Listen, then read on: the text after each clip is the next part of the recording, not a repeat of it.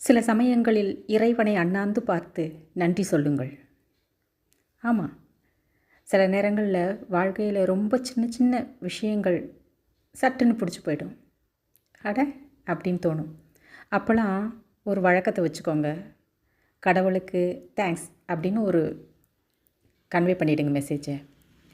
நான் அண்ணாந்து பார்த்து தான் சொல்லுவேன். ஏன்னா எனக்கு கடவுளை உருவமாக பார்த்து பேசுகிறத விட அருவமாக உணர்ந்து பேசுகிறது பிடிக்கும்.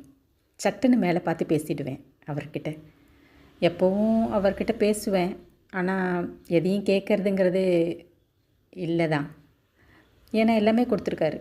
சந்தோஷம் மட்டும் இல்லை, கஷ்டத்தையும் அவ்வளோ கொடுத்துருக்காரு. எல்லாத்தையும் எதிர்பார்ப்போமே. அதனால் சின்ன சின்ன விஷயங்கள் நடக்கும்போது அவரை பார்த்து தேங்க்ஸ் அப்படின்னு சொல்லிவிடுவேன், நன்றின்னு சொல்லிவிடுவேன் டக்குன்னு. அவருக்கு அது போய் சேர்ந்துருக்குன்னு மனசுக்குள்ளே ஒரு எண்ணம். நீங்களும் அப்படி சொல்லி பாருங்கள், மனசுக்கு கொஞ்சம் நல்லாயிருக்கும். வாழ்க்கை எளிதானதல்ல, ஆனாலும் நான் ஆசீர்வதிக்கப்பட்டவளாகவே இருக்கிறேன். கஷ்டம் இருக்கும் எல்லாருக்கும். வீட்டுக்கு வீடு வாசப்படி இல்லையா? எல்லாருக்கும் கஷ்டம் இருக்கும். ஒருத்தர் போல் ஒருத்தருக்கு இருக்காதுன்னாலும் அவங்கவுங்க தலைவலியும் காய்ச்சலும் தனக்கு வந்தால் தான் தெரியும்னு சொல்லுவாங்க இல்லையா?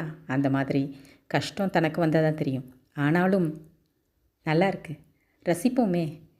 சின்ன சின்ன விஷயங்கள்லேருந்து பெரிய விஷயங்கள் வரைக்கும் ரசித்து வாழ்வோம்.